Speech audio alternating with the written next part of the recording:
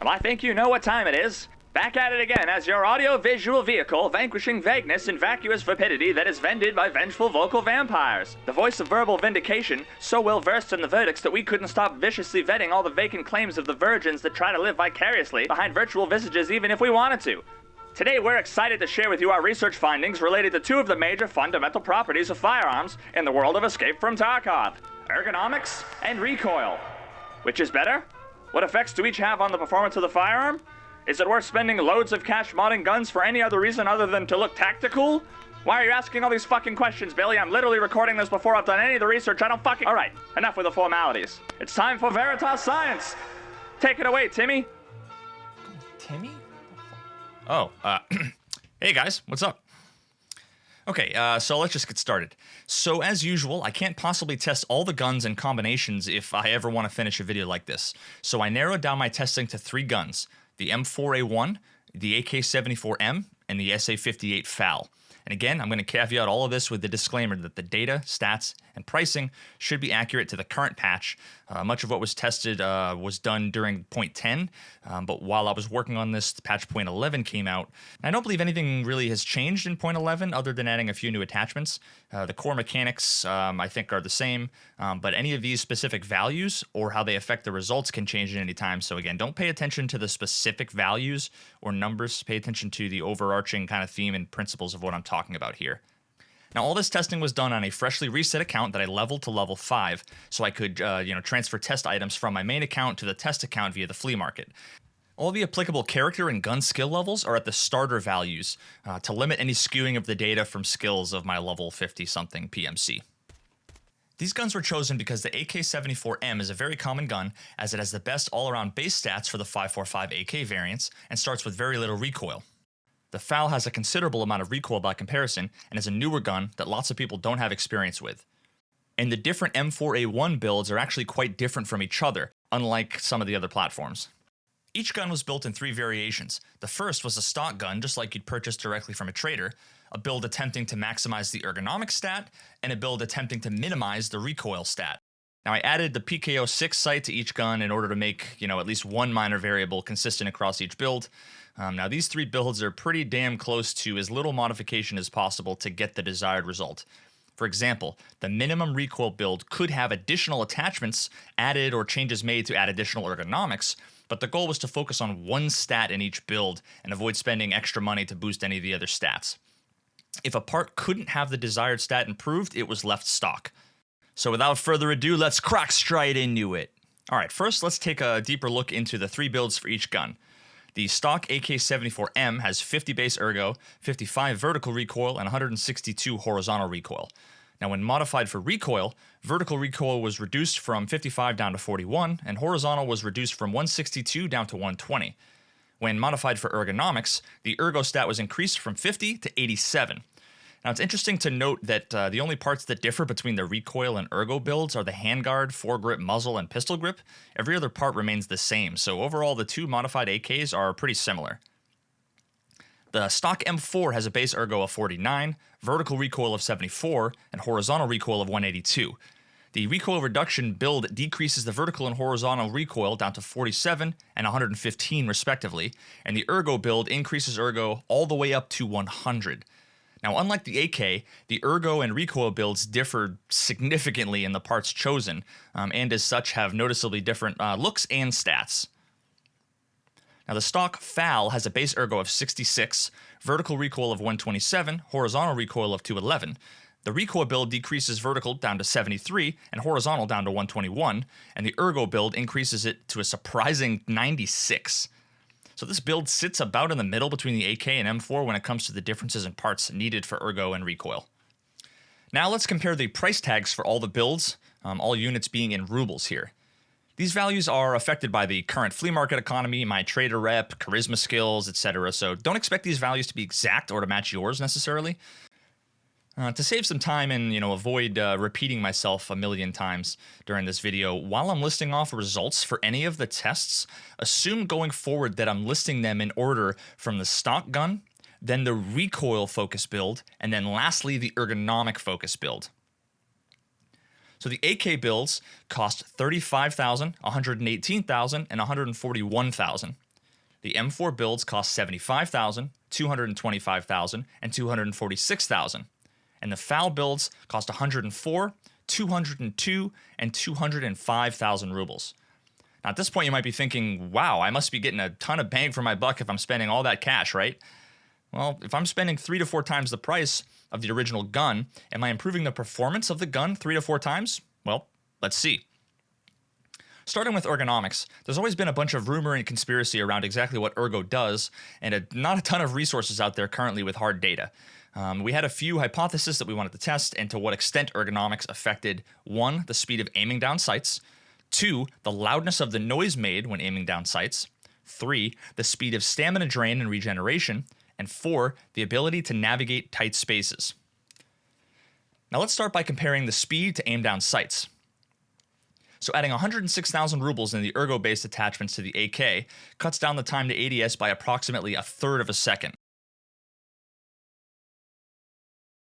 Adding an additional 171,000 rubles to the ergo-based attachments on the M4 and 101,000 on the FAL cuts down the time to ADS by both by about 0.2 of a second. Now let's compare the sound made by each gun and build configuration. Because there's a ton of factors that affect the way that the guns sound, the type of headphones made, ambient environment noises on different parts of different maps, etc., I didn't want to give raw numbers here, so instead I'll just give a little bit of a sampling and share that ergonomics definitely makes aiming down the sight quieter to the point where it's nearly silent, at least from the perspective of the person aiming the gun. I didn't have the time to test this from an external perspective, maybe I'll do that in the future.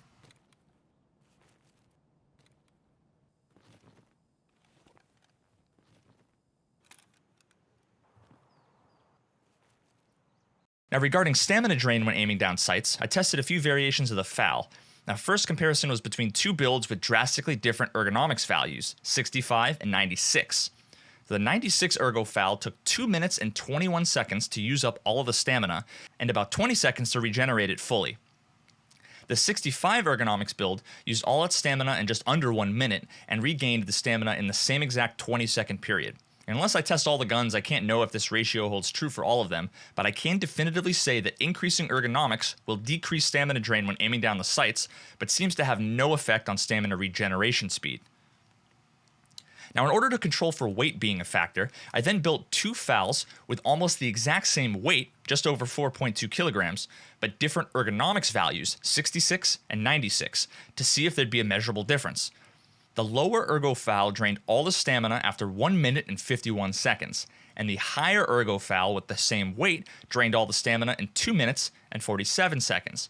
So for some reason this time around, with the high ergo FAL, the stamina lasted 26 seconds longer than the first test, even though they had the same ergo value and were only, about 1/10 of a kilogram in weight difference. Perhaps 1/10 of a kilogram weight is enough to add nearly 30 seconds onto your stamina drain time. I'm not really sure. More testing would need to be done to confirm this. But again, both of these took 20 seconds to regen stamina fully. So quickly touching on the last ergo-based metric, the ability to navigate tight spaces without your aim being hindered, it was a bit too awkward to come up with an objective test for this, and in my limited testing it seems like the ergonomics value of the gun doesn't really matter at all. Instead, the length of the gun is what matters.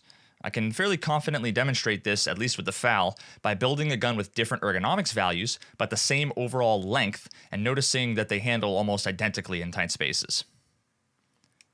Now onto recoil.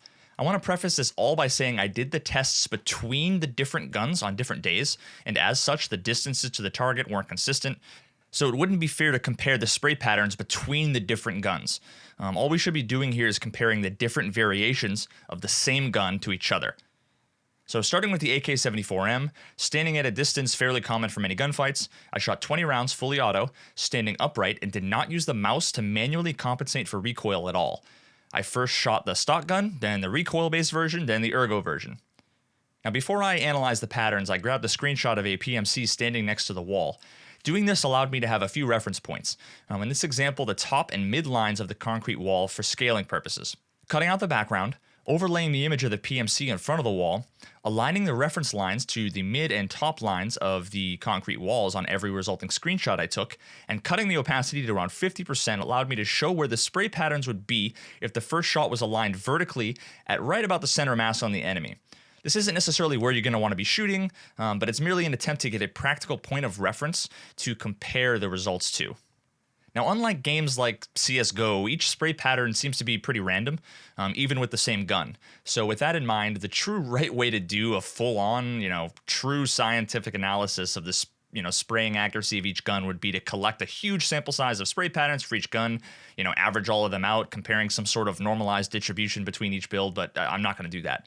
For all intents and purposes, what you see here gets us about 98% of the way to a good understanding, in my opinion, anyway. What you see is essentially going to be the norm for, all of the results I show going forward. The primary observations worth mentioning are that the groupings are surprisingly similar, especially when you compare the stock and ergo builds. The recoil-based build always has a slightly better grouping in general. Without any sort of recoil control, the first few shots usually the outliers, and as the muzzle climbs and then dips down, with the remainder of the shots settling in place quite nicely. And honestly, all the guns pretty much perform satisfactorily. So after this, I moved on to point firing testing with each gun and compared the results. We see the same sort of pattern here, with the notable difference being that the spray patterns are obviously much larger both vertically and horizontally. Now again, results would change if we repeated this a large number of times, but I found it interesting that the horizontal spread when point firing on the stock build seemed to be the smallest in this example, although it clearly had the tallest distribution this time around. Moving on to the M4 builds, we did a similar standing fully auto spray test again. The results here follow the same pattern as before. This time the stock build is on the right, recoil in the center, and ergo on the left. Now all groupings were small enough that most shots would hit the target, and of course the recoil build had the tightest grouping of them all. The next test involves stepping back to something I'm guessing is, maybe like 40 or 50 meters, going prone and shooting full auto and not controlling the recoil manually at all. Now this is the first time we see results that might make the difference between killing the enemy and not. The stock build did have more horizontal and vertical recoil, and the ergo build ended up shooting most of its shots over the head of the target, assuming that the origin point of aim was, like I mentioned, somewhere near or below the center of mass.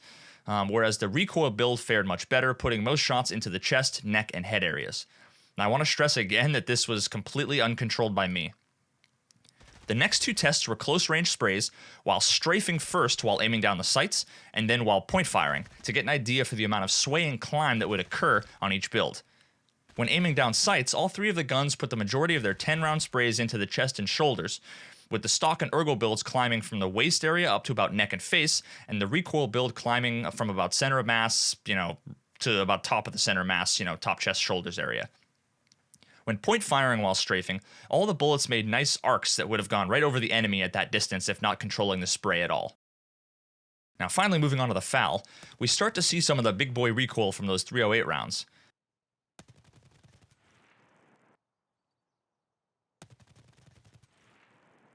Now it looks like both the stock and recoil builds would result in headshots if the first shot was in the stomach area and recoil was not compensated for at all, due to the lack of recoil reduction, whereas the recoil focus build would hit mostly in the chest in this case.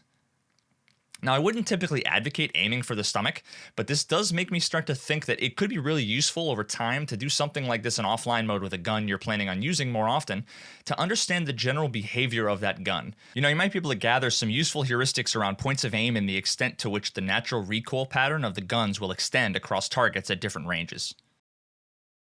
Doing a strafing point fire test, we can see the recoil build is the only one that, without manual compensation, keeps most of the rounds on target, whereas the other two builds will lob bullets over the head of the enemies.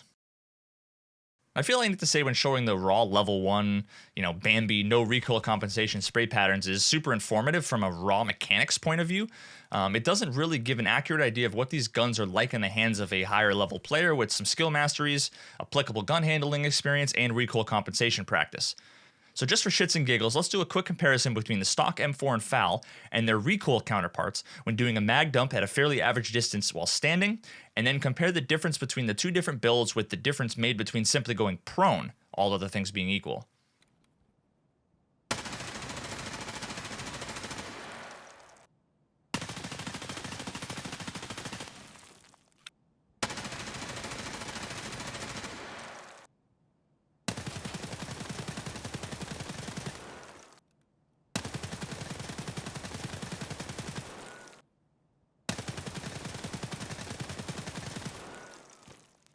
Now, only you can answer for yourself based on your own experience, skill level, budget, and if it makes sense tactically for you.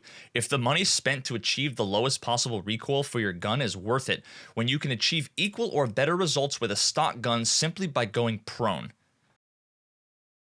So what if you want to make a few adjustments to get the most bang for your buck, but don't want to go full-on Blackwater operator elite status? First things first, I'd like to personally recommend that you put an optic on your gun, any kind. But at the very least, toss a PK06 on there, and it'll help considerably, especially at any sort of distance. Given that I think the benefits to survival gained from recoil reduction far outweigh the benefits gained by focusing on increasing ergonomics, I took a look at the recoil reducing mods and compared the price paid for the item divided by the recoil value to get the relative price per stat point, and chose some of the best from each category. Now this led to an interesting build that I haven't had before, but ends up being kind of a nice, well-rounded value firearm. It has slightly worse recoil reduction, but it has improved weight and ergonomics, and it costs over 80,000 rubles cheaper than the minimum recoil build. Now, if you played for 6 hours on a Saturday and your average raid time is 30 minutes, that means you're likely to die, 10, 12 times a day, meaning that you'll be saving 1,000,000 rubles a day or more by not trying to min-max your stats and going with the best possible recoil-reducing gun. And you could do this with only, a negligible performance hit. So don't forget, too, the nicer stuff that you have, you're less likely to get back in insurance. If an enemy kills you and it's between your value AR and that fully min-max tactical AR some other guy brought in, and they only have room for one gun, that person that killed you is more likely to leave yours behind when space is tight. Again, all the info I shared with you guys is relevant to the current patch. It was at 0.10, 0.11, which is right around Christmas time 2018. If you're watching this video at any point into 2019, you're probably going to want to run the numbers on this yourself to see which of the current attachments are the highest value for your money today. There are a ton of new attachments and guns that came out in 0.11, and I just don't really have the time to go out and retest everything now. But all the same mechanics should still hold after this update. Now, I want to make it clear that there's a million factors that go into determining whether or not the infinite number of build configurations is right for you. If you have the money to spend, go nuts, do whatever you want. If you want to build a gun based purely on aesthetics, go for it. As usual, the point of me making this video is not to convince you what the best way to mod your gun is, it's to give you the data you need to make an informed decision for yourself based on your wants and needs. You can't make an informed decision without information, and I hope this video gave you something that you didn't know before. If you enjoy this kind of content and want to see more in the future, show it some love by sharing it, liking the video, subbing to the channel, and leaving a comment with your thoughts and suggestions. I hope you have an excellent holiday season and a fantastic new year. I'll see you guys later. Peace.